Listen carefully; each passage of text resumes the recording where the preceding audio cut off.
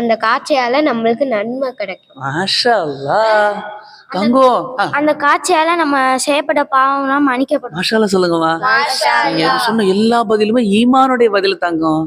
நம்ம என்ன நினைக்கிறோம்னா அமல் செஞ்சாதான் நன்மை, பாவ மன்னிப்பு தேடினாதான் மன்னிக்கப்படும் பாவம். தம்பி, நம்மளுக்கு ஏற்படக்கூடிய காய்ச்சலா இருக்கட்டும், சின்ன சின்ன கஷ்டங்களாக இருக்கட்டும், சின்ன சின்ன சிரமங்கள், அல்லாஹ் அதை வச்சு நம்முடைய பாவங்களை மன்னிப்பான். நபி சொன்னாங்கம்மா, ஒரு இறை நம்பிக்கையாளருக்கு முள்ளு குத்துச்சுன்னா ஒரு நிமிஷம் வலி இருக்குமா? அதன் காரணமா அல்லாஹ் பாவத்தை மன்னிப்பான். ஒரு முள்ளு குத்துச்சு, நம்ம நினைப்போம் ச்சே அப்படின்னு நினைப்போம். ஆனா அல்லாஹ் முள்ளு குத்துனதுக்கு பதிலா, ஆனா எப்ப தெரியுமா நம்ம திட்டாம இருக்கணும், நம்ம அல்லாஹ் விஷயத்துல தப்பா நினைக்காம இருக்கணும், நம்ம இதை ஒரு ஈமானுக்கு மாற்றமாக நினைக்காம இருந்தா ஏமா இந்த காய்ச்சலை கூட அல்லாஹ் நம்முடைய பாவ மன்னிப்பிற்கு காரணமாக ஆக்குகிறான். எப்பேற்பட்ட கருணையாளன் என்னம்மா அல்லாஹ் பாருங்களேன். பாரு, ஏதாச்சும் செஞ்சு நம்ம பாவத்தை மன்னிக்கிறதுல அல்லாஹ் குறிக்கோளா இருக்கான். நீ யோசித்தீங்களா? ஏதாச்சும் ஒண்ணு செஞ்சு கூட அடியானுடைய பாவத்தை நான் மன்னிக்கும். அல்லாஹ் கருணையாளனா இல்லையா? அல்லாஹ் கிருபையாளனா இல்லையா? எப்பேற்பட்ட கருணையாளன். நம்ம பாவ மன்னிப்பு தேடுனா அல்லாஹ் மன்னிச்சா ஒரு அர்த்தம் இருக்கு, நம்ம நல்லது செஞ்ச நன்மை கிடைச்சா ஒரு அர்த்தம் இருக்கு.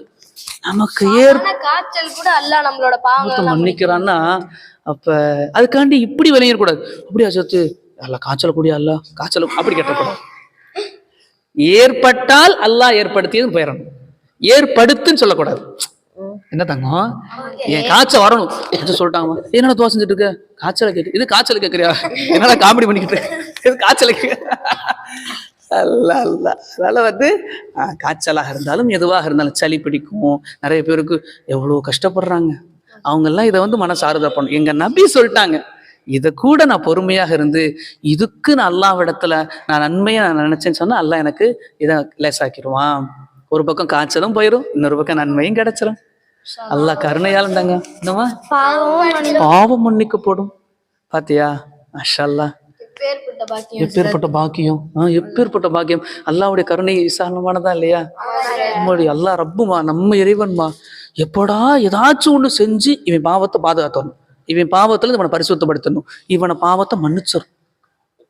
வாடி மாஷா அல்லாஹ், அல்ஹம்துலில்லாஹ். அல்லாஹ்வுக்கு எல்லா புகழும். யா அல்லாஹ், நீ கருணையாளன் யா அல்லாஹ், எங்களை ஏத்துக்க யா அல்லாஹ். யா அல்லாஹ், யார் இப்போ துவாசியமா இந்த குளிர்காலத்துல எந்த குழந்தைகள் எல்லாம், எந்த பெரியவங்கள் எல்லாம், பெற்றோர்கள் எல்லாம் காய்ச்சலால நோயினால கஷ்டப்படுறாங்களோ அவங்க எல்லாருக்கும் லேசாக்கு யா அல்லாஹ், அவங்க எல்லாரையும் குணப்படுத்து யா அல்லாஹ். ஆமீன் சொல்லுதாங்க. மாஷா அல்லாஹ். குழந்தை